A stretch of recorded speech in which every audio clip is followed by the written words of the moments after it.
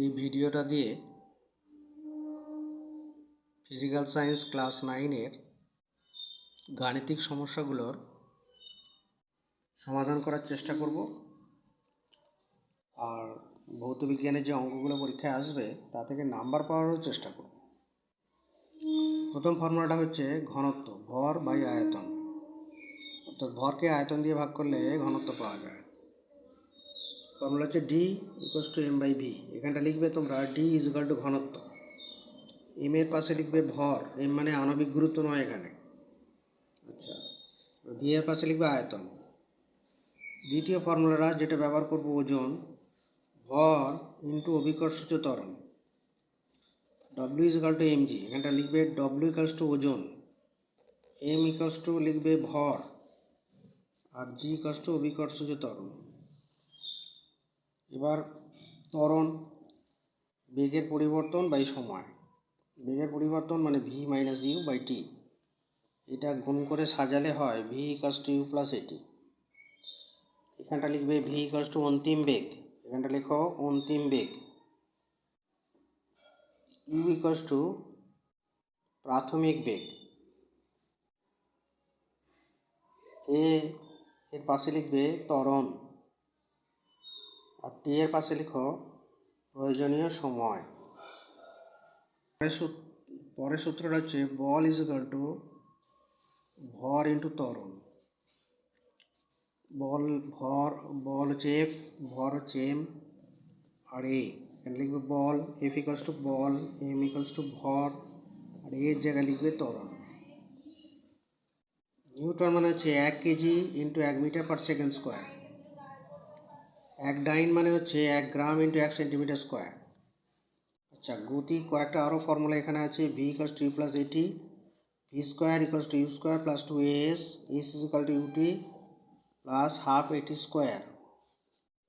এখানে এস হবে অতিক্রান্ত দূরত্ব, ত্বরণ মানে এ, মন্দন হলে মাইনাস এ। এই সূত্রগুলোই পাল্টে যাবে।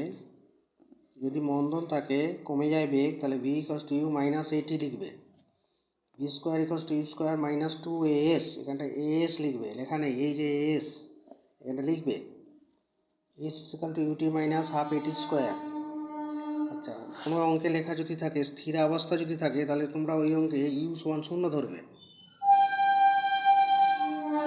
আর বস্তু থেমে গেলে ভি ইকুয়ালস টু 0 হয়। বস্তু থেমে গেলে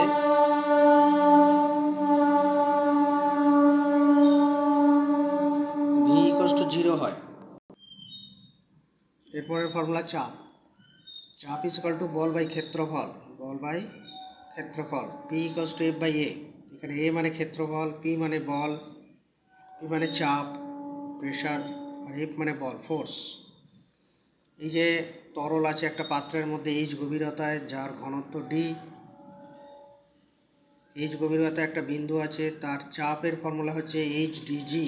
এইচ মানে উচ্চতা, ডি মানে গাঢ়ত্ব, জি মানে অভিকর্ষজ ত্বরণ, আর পি মানে চাপ, প্রেশার। এখানে অভিকর্ষ বা মহাকর্ষ বলটা আরও ফর্মুলা লিখে দিয়েছি। এটা ক্লাস 8-এ আমরা বারবার ব্যবহার করেছি বা করব। G equals to G m1 m2 D square. F equals to মহাকর্ষ বল, জি হচ্ছে সার্বিক মহাকর্ষীয় ধ্রুবক, m1 হচ্ছে প্রথম বস্তুর ভর, m2 লিখবে দ্বিতীয় বস্তুর ভর, আর ডি মানে দূরত্ব, বস্তু দুটোর মধ্যে দূরত্ব D. F equals to G m1 m2 by D square. 100 gram বস্তুর আয়তন 880 সিসি, বস্তুর ঘনত্ব কত? তাহলে ঘনত্বের ফর্মুলাটা প্রথমে লিখলে, ওখান থেকে লিখবে D equals to M by V, এটা হচ্ছে এম, আর ভি হচ্ছে 80। তাহলে বস্তুর ঘনত্ব ডি সমান কত, এটা বার করো। 500 গ্রাম বস্তুর ওজন কত, W is equal to M G, এই ফর্মুলাটাই লাগাবে। খেয়াল করো এখানে জি 500 গ্রাম আছে আর এখানে মিটার আছে, তাহলে এইটাকে কেজিতে নিয়ে গিয়ে করলে নিউটন হবে। এই বস্তুর ভরটাকে কেজিতে নিয়ে যাও, কিংবা এইটাকে সেন্টিমিটার নিয়ে যাও, নিজে করো।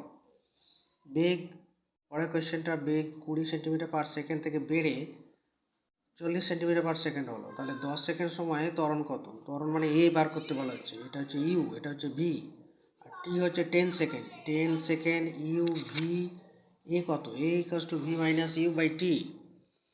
আচ্ছা, 400 গ্রাম বস্তুতে 10 নিউটন বল প্রয়োগ ত্বরণ কত হবে? F = ma ফর্মুলা লাগাবে, এটাকে কেজিতে নিয়ে যাবে গ্রামটাকে, তারপর F = ma ফর্মুলা লাগাও।